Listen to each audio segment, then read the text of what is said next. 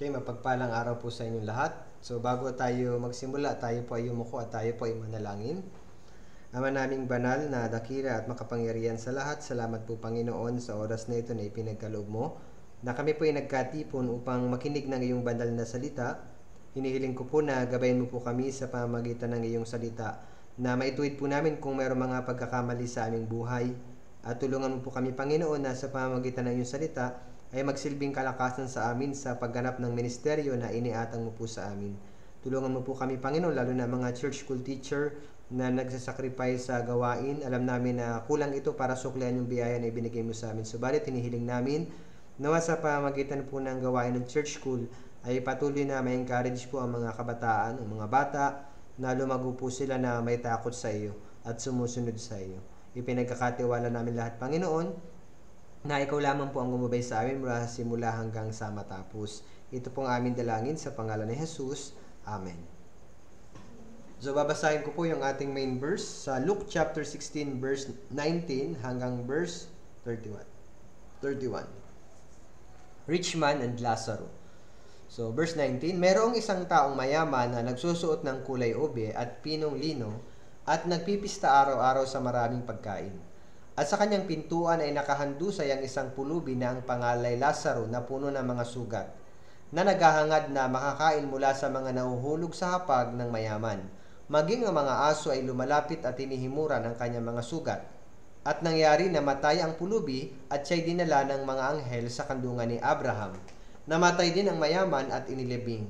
At mula sa Hades na kanyang pinagdurusahan, ay tumingala siya at nakita sa malayo si Abraham at si Lazaro sa kanyang kandungan.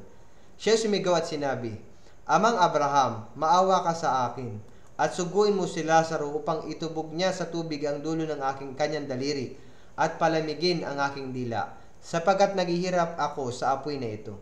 Subalit sinabi ni Abraham, Anak, alalahanin mo na sa iyong buhay ay tinanggap mo ang iyong mabubuting bagay, at si Lazaro naman ay ang masasamang bagay. Subalit ngayon ay inaaliw siya rito at ikaw ay nagdurusa. Bukod dito ay may isang malaking banging inilagay sa pagitan natin, upang ang mga nagnanais tumawid buhat dito patungo sa inyo ay hindi maaari at wala ring makakatawid mula riyan patungo sa amin. At sinabi niya, kung gayo ipinapakiusap ko sa iyo, ama, na isugo mo siya sa bahay ng aking ama, sapagkat ako'y may 5 kapatid na lalaki, upang magpatotoo sa kanila nang hindi rin sila mapunta sa dakong ito ng pagdurusa. Subalit sinabi ni Abraham, nasa kanila si Moises at ang mga propeta, hayaan mo silang makinig sa kanila. Sinabi niya, hindi amang Abraham, subalit kung isang mula sa mga patay ay pumunta sa kanila, sila'y magsisisi.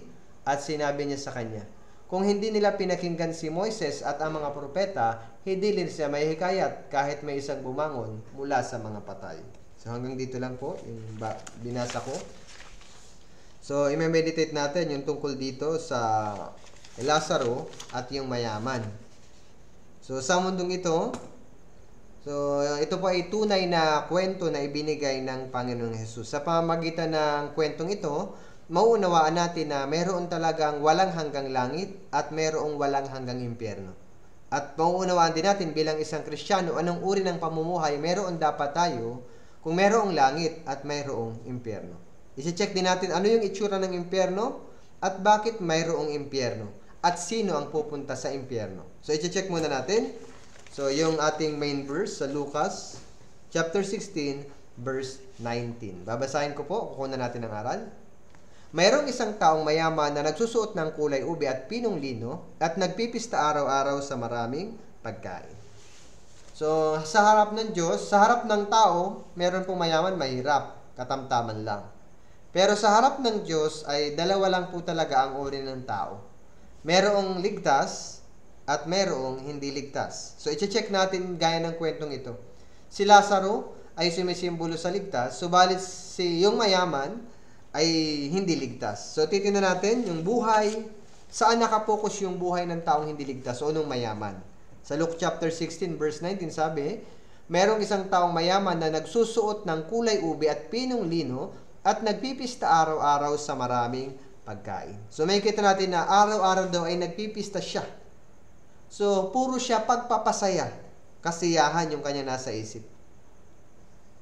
So may kita natin na nabubuhay siya para lang bigyang kasiyahan yung kanyang buhay. Ang mahal pati po ng suot niya, yung kanyang suot na damit ay damit na kulay ube at pinong lino. Nung time na ito, mga hari lang po ang nagsusuot niyan. Pero kahit na nakasuot siya nito, napakahangal niya. Bakit hangal? Kasi po nakapokus siya sa kapistahan, pero hindi naman siya tiyak sa kanyang kaligtasan. Yung taong hangal na binanggit, meron pang isang taong hangal sa Biblia na mayaman din, ibang kwento, sa Luke chapter 12, babasahin ko sa inyo. Dahil nakapokus lang sila sa material things. Sa harap ng Diyos, yung buhay na nakapokus lang po sa mga bagay na walang kinalaman sa God, ito po ay kahangalan sa Diyos. Luke chapter 12, babasahin ko. So, ibang kwento po ito. Luke chapter 12, verse 20. Subalit sinabi sa kanya ng Diyos, hangal, sa gabing ito ay kukunin ang iyong kaluluwa at kanino kaya mapupunta ang mga bagay na inihanda mo? Gayon nga, nagtitipon ng kayamanan para sa kanyang sarili, subalit hindi mayaman sa Diyos. So sabi diyan, hangal, sa gabing ito kukunin ang iyong kaluluwa at kanino kaya mapupunta ang mga bagay na inihanda mo? So tinawag ng Diyos yung mayamang hangal dahil nakapokus lang siya sa physical na bagay. So yung mundong ito ay pansamantala lang. Hindi tayo nabubuhay sa mundong ito para lang dito. So, kung titignan natin na napakahalaga ng kaluluwa ng isang tao, napakahalaga ng kaligtasan. Yung kaluluwa ay kinumpara sa buong sanlibutan. So, sabi sa Mateo chapter 16 verse 26, babasahin ko, sapagkat ano ang mapapakinabang ng tao kung makamtan niya ang buong sanlibutan, ngunit mawawala naman ang kanyang buhay, o ano ang ibibigay ng tao na katumbas ng kanyang buhay. So, mahalaga po yung kaluluwa kaysa sa buong sanlibutan. Pero yung mayaman, dun sa kwento ni Lazaro, yung mayaman ay nagpipista araw-araw. Nakapokus lang siya, walang binanggit na naging concern siya sa kanyang kaluluwa. Sa katunayan, siya po ay sakim. So, puro lang siya kasiyahan. Si Lazaro, tingnan natin, dun sa Luke chapter 16, verse 20. So, Luke chapter 16, verse 20, babasahin ko. 20 and 21. At sa kanyang pintuan ay nakahandusay ang isang pulubi na ang pangalay Lazaro, na puno ng mga sugat, na naghahangad na makakain mula sa mga nahuhulog sa hapag ng mayaman. Maging ang mga aso ay lumalapit at hinihimura ng kanyang mga sugat. So si Lazaro nandoon, pero hindi niya man lang pinakain si Lazaro. So bakit? Sobrang busy niya. So siyang pulubi, si Lazaro, wala man lang, hindi niya, kundi nagtsatsaga lang si Lazaro na may mahulog, namumuo. So, may kita natin na sa buhay na ito, maaaring komportable yung buhay ng mayaman. Pero, napakahalaga na maunawaan natin. So, sakim siya. Hindi niya pinigyan si Lazaro ng pagkain.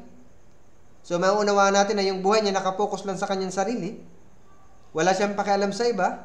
Siya ay mayaman, pero mahirap siya sa harap ng Diyos. Mayaman siya sa tao, pero mahirap sa Diyos. Sa Luke chapter 12, babasahin ko, verse 15, sabi dito, sinabi niya sa kanila, mag-ingat kayo at magbantay laban sa lahat ng kasakiman, sapagkat ang buhay ng tao ay wala sa kasaganaan ng kanyang ari-arian. So, yung buhay ng tao, wala sa kasaganaan ng kanyang ari-arian. Bakit po? Yung ating pag-aari sa mundong ito, hindi ito makapagliligtas sa atin pagharap natin sa Diyos. Kahit na mayaman ka sa mundong ito, kung hindi ka naman ligtas, sa harap ng Diyos ko ay pobre o pulubi. Kapag tagharap natin sa Diyos, hindi tatanungin ng Diyos kung magkanong pera meron tayo sa bangko. Hindi tatanungin kung anong merong ari-arian tayo dito sa mundo. Sa katunayan, hindi makapagliligtas o wala tayong madadala pag tayo namatay. Sabi sa Ezekiel chapter 7 verse 19, babasahin ko po. Kanilang inihahagis ang kanilang pilak sa mga langsangan, at ang kanilang ginto ay magiging parang isang maruming bagay. Ang kanilang pilak at ginto ay hindi makapagliligtas sa kanila sa araw ng puot ng Panginoon.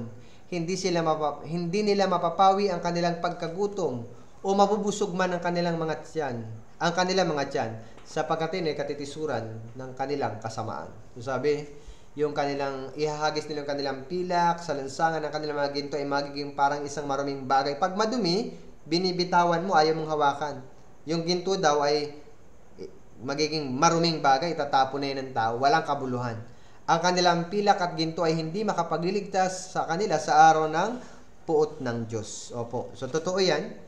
So, kahit na anong yaman mo dito sa mundo, kung ikaw ay hindi ligtas, isang kahangalan niya, hindi yan makapagliligtas sa atin. Kaya anong resulta nung buhay ng tao na nakapokus lang dito sa mundo na hindi niya inalam kung paano maliligtas? Tingnan natin yung mayaman sa Lucas chapter 16. Balikan natin yung main verse. Verse 22 hanggang 25. Makikita natin yung buhay ng hindi ligtas dito. At nangyari, namatay ang pulubi at siya'y dinala ng mga anghel sa kandungan ni Abraham. Namatay din naman ang mayaman at inilibing. At mula sa Hades na kanyang pinagdurusahan ay tumingala siya sa kanila sa malayo, si Abraham at si Lazaro sa kanyang kandungan. So makikita natin dito sa verse 25, subalit si Abraham na anak, subalit sinabi ni Abraham, anak, alalahanin mo na sa iyong buhay, tinanggap mo na ang iyong mabubuting bagay. At si Lazaro naman ay ang masasamang bagay. Subalit ngayon ay inaaliw siya rito at ikaw ay nagdurusa. So, tingnan natin yung nangyari sa mayaman. Sa verse 22, sabi sa huling bahagi, sabi dito, nangyari namatay ang pulubi at siya'y dinala ng mga anghel sa kandungan ni Abraham. Sabi naman sa huling bahagi, namatay din naman ang mayaman at inilibing.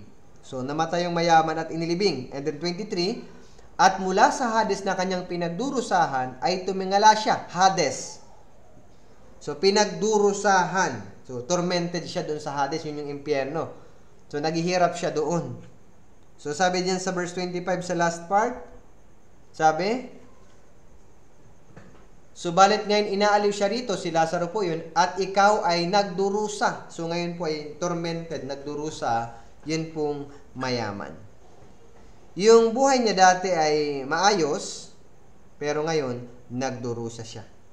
So, sabi diyan, anak, alalahanin mo na sa iyong buhay, tinanggap mo na ang iyong mabubuting bagay. So, na nabubuhay siya, puro siya kasiyahan. Si Lazaro daw ay masamang bagay. Pero inaaliw si Lazaro, ngayon nagdurusa yung mayaman. Lahat ng tao mamamatay. Pero, maiiba pagkatapos ng ating kamatayan. May ligtas at merong hindi ligtas. Yung mga tao na nireject yung gospel, na nakapokus lang sa mga bagay ng mundong ito, namatay sila na hindi ligtas, parang itong mayamang lalaki, mapupunta doon sa walang hanggang impyerno. Yung mayaman po, nag-enjoy din siya sa mundong ito. Pansamantala. Yung kasiyahan kasi sa mundo, pansamantala, hindi pa ito ang lahat. Kahit naging napakayaman mo sa mundo, kung mamamatay ka naman na hindi ligtas, papasok ka sa impyerno, walang hanggang paghihirap doon. So kaya kahangalan yung mag-focus lang sa mga bagay ng mundo. Ngayon, yung mayaman, kung titignan natin, gusto niyang tumakas sa impyerno. Gusto niya na ng habag. Pero sa impyerno ay wala na pong habag ng Diyos. Wala nang biyaya doon. Ang nandoon, galit o puot na labang ng Diyos. Kaya nga yung mayaman po ay nagmamakaawa. Pero tingnan natin sa Lucas chapter 16 verse 24. Siya ay sumigaw at sinabi, Amang Abraham, maawa ka sa akin. So hinihingi niya na ngayon awa. So, dapat noon niya pa ito ginawa nung nabubuhay pa siya, pero mayaman siya, hindi niya iniisip yung awa. Dahil komportable ang buhay niya. So, sabi, Amang Abraham, maawa ka sa akin at suguin mo si Lazaro upang itubog niya sa tubig ang dulo ng kanyang daliri at palamigin ang aking dila sapagkat naghihirap ako sa apoy na ito. Sabi, naghihirap ako sa apoy na ito. Yung Diyos po ay mayaman sa awa. So, kung nabubuhay pa siya at humingi siya ng awa ng Diyos, nagnanais siya maligtas, maaaring tinulungan siya ng Diyos. Inalalayan siya. Pero kung sinayang mo ang buhay mo, gaya ng mayamang ito, sinayang niya yung kanyang buhay, naging busy siya sa material things, dumating yung kanyang kamatayan na matay, hindi siya ligtas. Wala na pong ikalawang pagkakataon. Kung isipin natin, dapat habang nabubuhay ka pa, isa sa makikita natin dyan, habang nabubuhay ka pa, samantalahin mo ng pagkakataon. Dapat maligtas ka.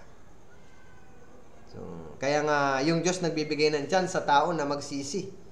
So, sa 2 Peter chapter 2, verse 5, may kita nyo si Noe. Nung time ni Noe, nangaral siya sa mga tao, si Noe na tagapangaral ng katwiran, pero hindi siya pinaniwalaan. Yung daong sumisimbolo din sa kaligtasan, si Noe yung nangaral, pero binaliwala ng mga tao yung pangangaral sa pamamagitan ng paghuhukom sa tubig.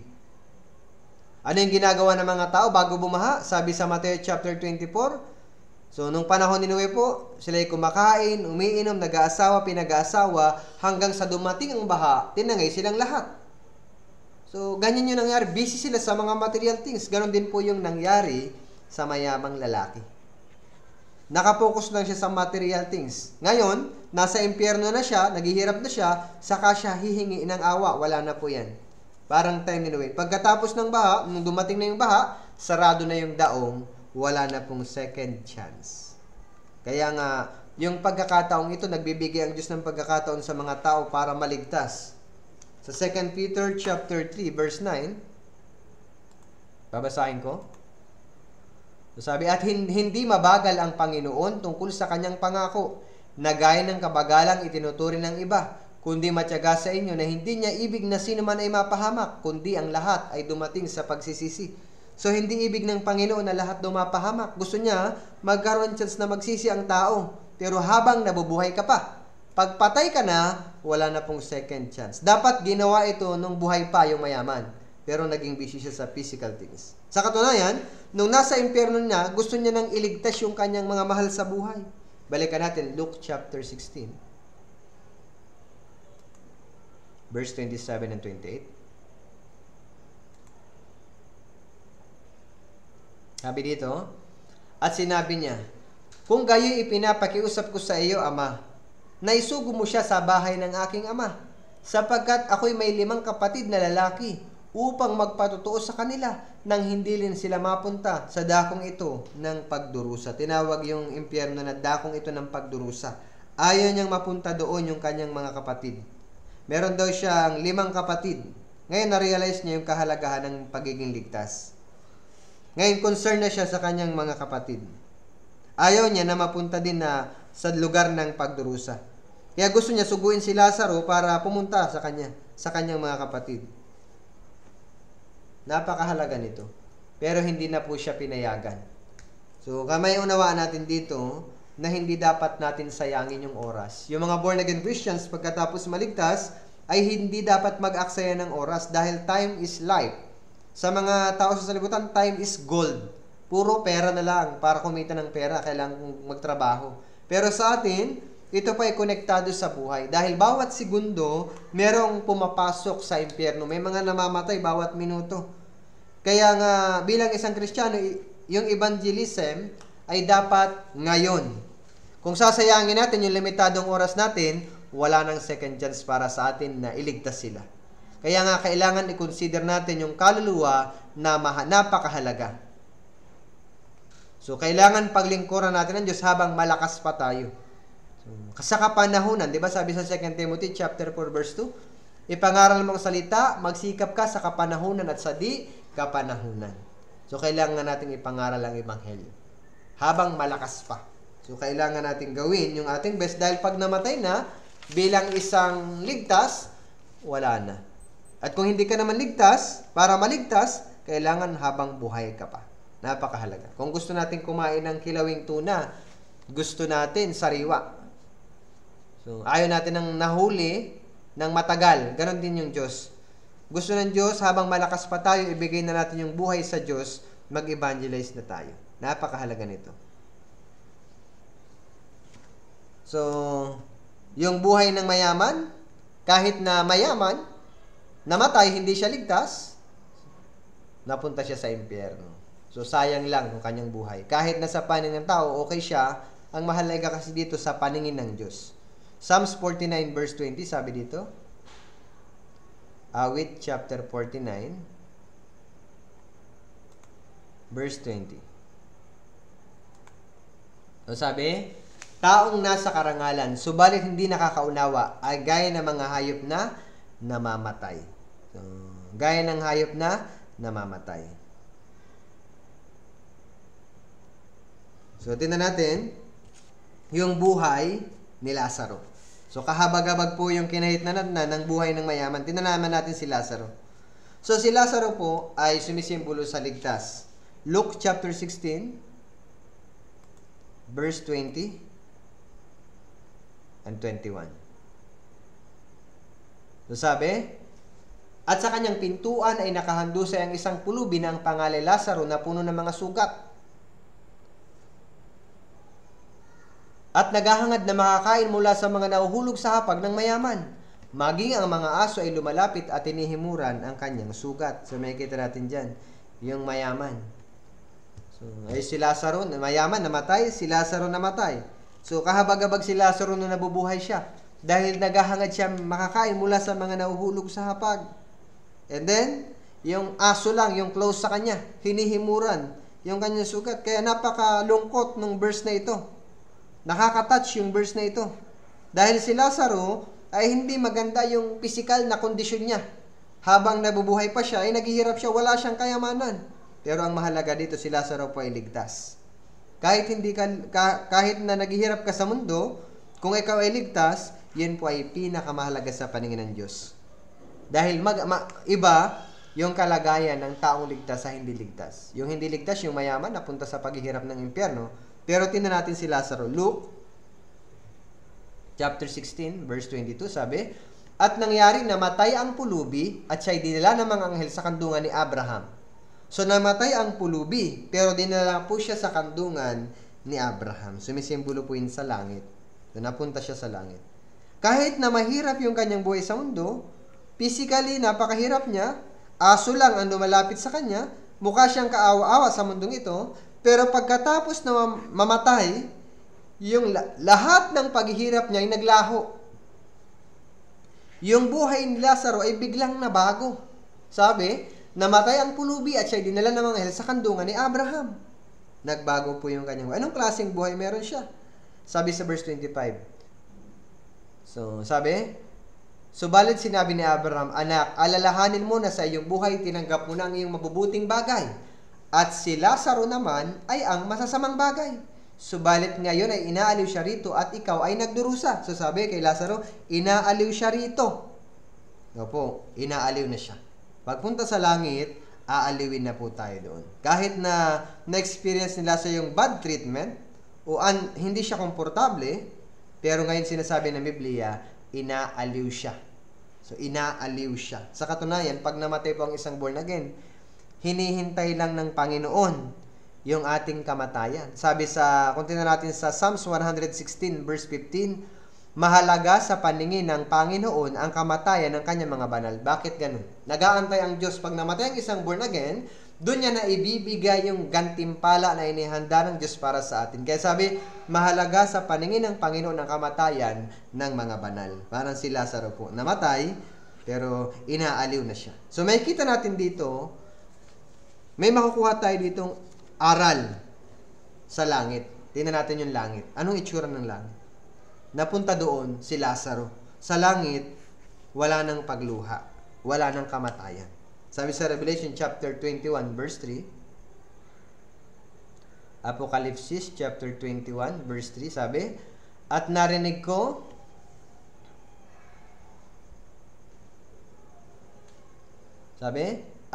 isang malakas na tinig na mula sa trono na nagsasabi, masdan ninyo ang tabernakulo ng Diyos na nasa mga tao.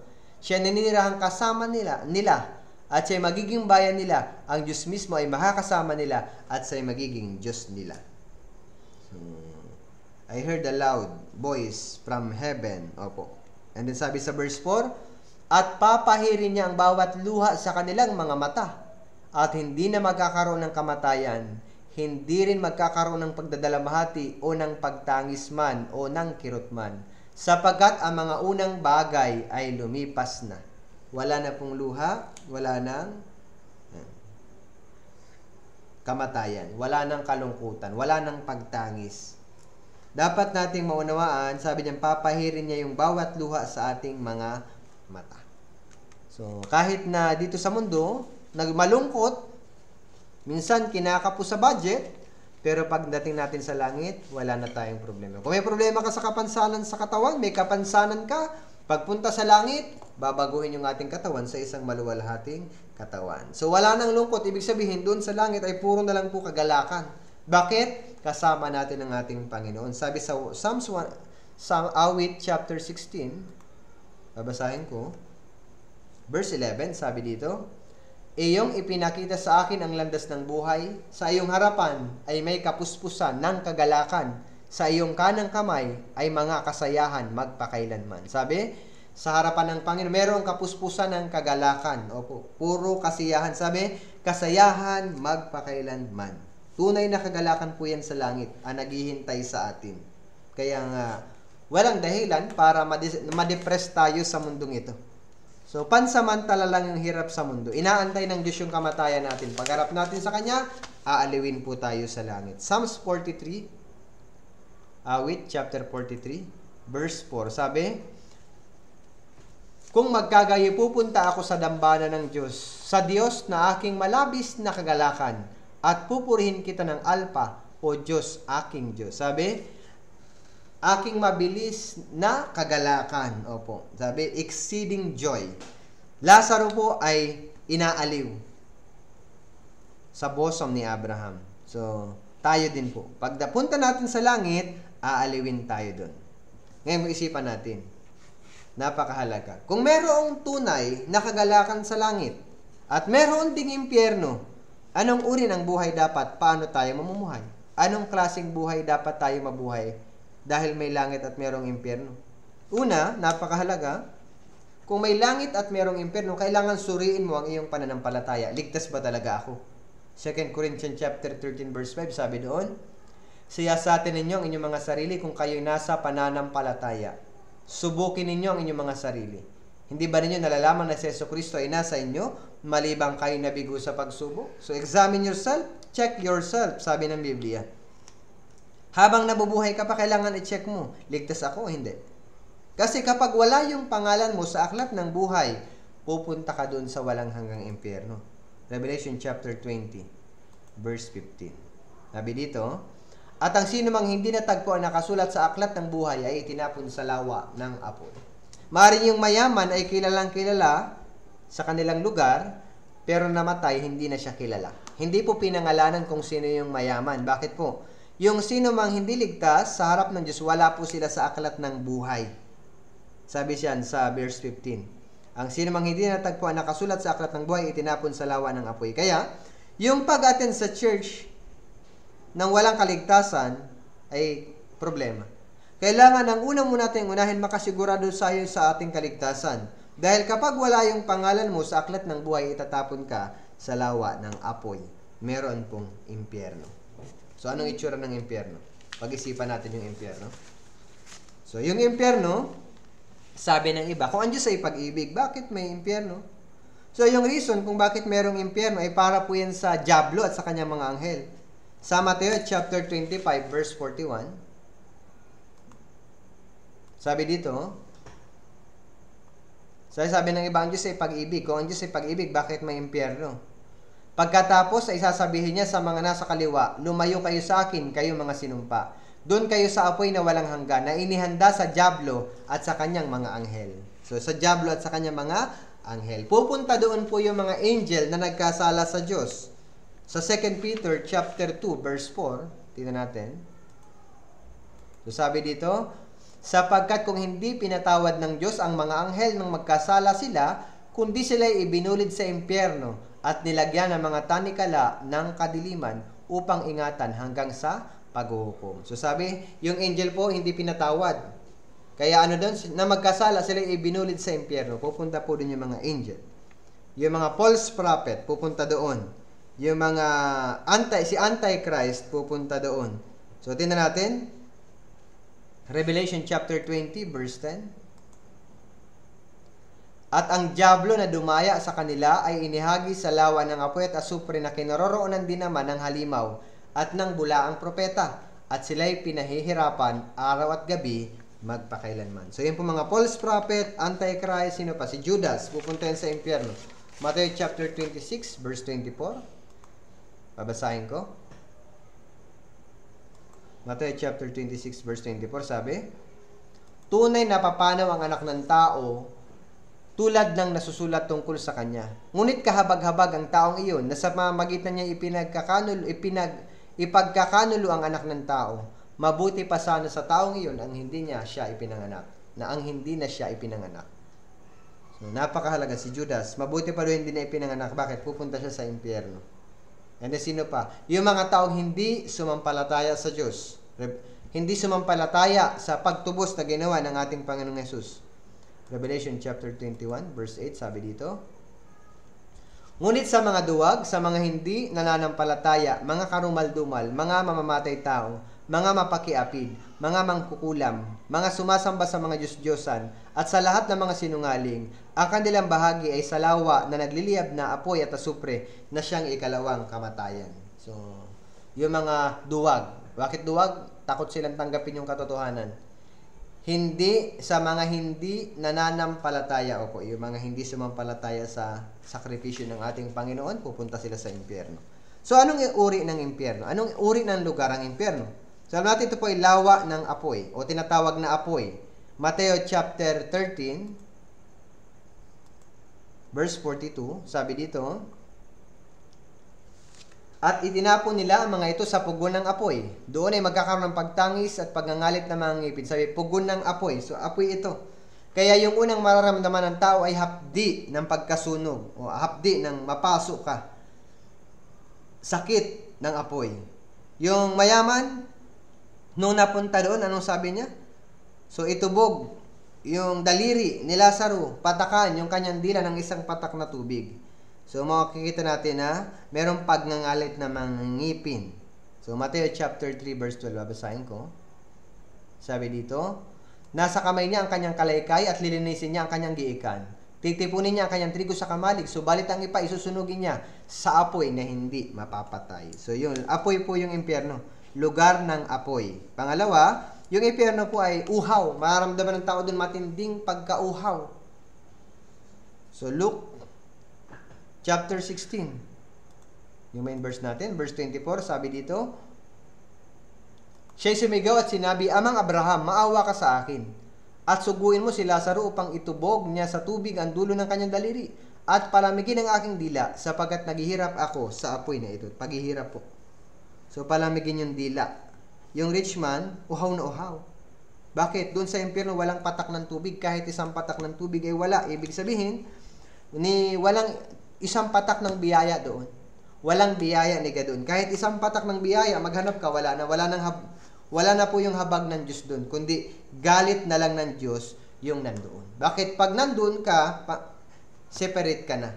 Mahihiwalay ka na doon sa mga ligtas. Tingnan natin, Luke chapter 16 verse 26, sabi, bukod dito may isang malaking banging inilagay sa pagitan natin, upang ang mga nagnanais tumawid buhat dito patungo sa inyo ay hindi maaari, at wala rin makakatawid mula riyan patungo sa amin. So, bakit wala makakatawid? Save and unsave, hiwalay. Kaya kung yung pamilya mo hindi ligtas, pupunta sila sa impyerno, may hiwalay. Kung nasa impyerno ka na, hiwalay ka na sa mga kamag-anak mong ligtas. So, sa mundong ito, nalulungkot tayo pag yung ating kamag-anak pumunta sa abroad dahil humiwalay. Pero hindi pa po yan. Yung impyerno, sa abroad, pwede mo pantawagan, pwede ka mag-video call. Sa abroad, wala na. Sa impyerno, wala na pong ganun. Walang hanggang pagkahiwalay na yun. And then, nakakatakot pa, walang hanggang pag-asa. Wala nang hope sa impyerno. So, pag napunta ang tao sa impyerno, wala nang pag-asa makalabas. Yun ang problema, wala nang hope. Luke chapter 16 verse 26 sabi, upang ang mga nagnanais tumawid buhat dito patungo sa inyo ay hindi maaari. So, patungo sa langit, wala na pong pag-asa. Wala rin makakatawid mula riyan patungo sa amin. So, wala na po. Pag napasok ka sa impyerno, wala nang pag-asa makalabas. At ang matindi, walang kapahingahan araw at gabi. Revelation chapter 14 verse 11. So, sabi dito, at ang usok ng hirap nila ay papailan lang magpakailanman. At sila'y walang kapahingahan araw at gabi. Silang mga sumamba sa halimaw at sa larawan nito, at sino man tumanggap ng tanda ng kanyang pangalan. Opo, wala nang kapahingan. Dito sa mundo, kapag pagod tayo sa maghapon, pwede kang magpahinga. Pag nasa impyerno, wala na pong pahinga. Pagngangalit na mga ngipin. Kaya nga nagbigay si Jesus Christ ng babala tungkol sa impyerno. Sinabi ni Jesus sa Mateo chapter 10 verse 28, so sabi niya dito, babasahin ko, at huwag ninyong katakutan ang mga pumapatay ng katawan, ngunit hindi nakakapatay ng kaluluwa. Kundi katakutan niyo siyang makakapuksa ng kaluluwa at ng katawan sa impyerno. So, huwag katakutan yung kundi makakapuksa ng kaluluwa at katawan sa impyerno. So, napakahalaga na nag-warning si Jesus Christ tungkol sa impyerno. Sabi din sa Mark chapter 9 verse 48 and 49, may uod na hindi namamatay, may apoy na hindi namamatay. Bawat isa'y inaasinan. Kaya isipin nyo. Kung walang impyerno, sana hindi na namatay si Jesus sa krus. Pero bakit namatay si Jesus sa krus sa isang mahirap na kamatayan? Ibinitin siya sa krus sa loob ng 6 na oras, hinagupit, tinorture siya. Bakit po? Miserable yung kanyang kamatayan. Mauunawaan natin yung terribling kasalanan natin. Dahil sa kasalanan. Dahil sa hindi pagsampalataya. Kaya, sa pamagitan ni Lazaro, makikita natin yung buhay ni Lazaro. So, yung mayaman, naging kahangalan. Namuhay siya, nakapokus lang dito sa mundo. Hindi niya inalam yung kaligtasan. Punta siya sa impyerno. Pero si Lazaro, kahit na naghihirap, pansamantala lang sa langit pupunta. Kaya nga, kung tunay na may langit at impyerno, una, kailangan suriin natin ang ating pananampalataya. Pangalawa, bilang mga ligtas, kailangan tingnan natin yung pag-asa natin dun sa langit. Kahit na naghihirap tayo sa mundo, may mga pagdurusa, kailangan magsakripisyo, saan tayo dapat nakatingin? Doon sa pag-asang darating sa atin. Yun yung langit. Hebrew chapter 13, verse 14. Babasahin ko. Sapagkat dito'y wala tayong lungsod na magtatagal. Ngunit hinahanap natin ang lungsod na darating. Opo, doon tayo magpokus sa lungsod na darating. Walang lungsod na magtatagal dito. Kaya hindi dapat tayo umasa dito bilang mga ligtas. Ang pag-asa natin nandoon lang po sa langit. Hebrew chapter 11, verse 16. Basahin ko din. Ngunit sila ay nagnanais ng higit na mabuting lupain. Sa makatuwid ay ang makalangit. Kaya't ang Diyos ay hindi nahihiyang tawaging Diyos nila, sapagkat kanyang ipinaghanda sila ng isang lungsod. So, napaka-God. So, for He has prepared a city for them. So, kailangan nasayan natin yung langit. Bakit? Naghanda ang Diyos ng lungsod para sa atin. So, huwag tayo mag-focus sa mga inihanda ng demonyo. Yung demonyo, maraming inihandang putahe na ilayo yung ating puso at akitin tayo sa mga bagay ng sanlibutan. Pero bilang ligtas, huwag dapat tayong mga akit sa mga pang-aakit ng demonyo. Ipinapakita sa ating mata yung maganda sa mata, pagmata sa buhay, pagnanasa ng laman. So, para malayo yung ating focus sa God. And then, minsan ma-depress tayo sa mga problema ng mundo. Pero wag natin kakalimutan, merong walang hanggang langit, merong pag-asa, papawiin niya yung mga luha sa ating mga mata. And then, kung talagang may langit at impyerno, ulitin ko, una, kailangan suriin ang ating pananampalataya. Dapat ligtas ka. And then, kung ligtas ka na, dapat mag-evangelize ka. Pangalawa, dapat bilang isang ligtas, tingnan natin yung langit. Kahit may paghihirap, tumingin sa langit. Pangatlo, kailangan magligtas tayo ng kaluluwa. Di ba? Kawikaan chapter 24, verse 11 and 12. Babasahin ko. Iligtas mo silang dinadala sa kamatayan. Pigilan mo silang natitisod patungo sa katayan. Kung yung sinasabi, narito, hindi namin ito nalalaman, hindi ba niya alam na ang mga sa puso'y tumitimbang? At siyang nagbabantay sa iyong kaluluwa, hindi ba niya nalalaman? At ang bawat tao ayon sa mga gawa niya, hindi ba niya gagantihan? Sabi, iligtas mo silang dinadala sa kamatayan, pigilan mo silang natitisod tungo sa katayan, yung mga taong pupunta sa impyerno. Sabihin, kailangan wag nating sayangin yung oras natin dito sa mundo, bilang mga ligtas, kailangan tulungan natin yung mga taong maligtas, especially yung ating pamilya. Bakit? Kung pinapabayaan natin yung miyembro ng ating pamilya na hindi ligtas, sabi ng Biblia, masahol ka pa sa hindi mananampalataya. Sa 1 Timoteo chapter 5 verse 8. Babasahin ko. Ngunit kung ang sino man ay hindi kumakalinga sa kanyang kamag-anak, lalong-lalo na sa kanyang sariling sambahayan, tinanggihan niya ang pananampalataya at siya'y masahol pa sa hindi mananampalataya. Yung mga unbelievers, hindi sila mag-evangelize dahil hindi naman nila alam yung kaligtasan. Subalit ikaw na ligtas, alam mo yung paraan para maligtas, pero pinapabayaan mo yung mga taong pumunta sa impyerno, masahol ka pa sa hindi mananampalataya. Kaya nga, napakahalaga. May isa pang aral na makukuha tayo sa Luke chapter 16, verse 19. Sabi dito, mayroong isang taong mayaman na nagsusuot ng kulay ube at pinong lino at nagpipista araw-araw sa maraming pagkain. Tingnan natin yung damit ng mayaman. Kulay ube, pinong lino. Nung time na ito, maaaring napakayamang tao lang ang pwede magsuot ng damit na yan o kaya yung hari. Pero hindi dapat tayo mainggit sa mga ganyang tao. Minsan, naiinggit ba kayo? So, pag may nakita kayong branded yung damit, napakaganda, napakagara ng kanilang, kung anong meron sila, sumasagana sila, hindi dapat. So, kahit na nakasuot siya ng mamahaling damit, hindi naman talaga yun ang mahalagang kasuotan.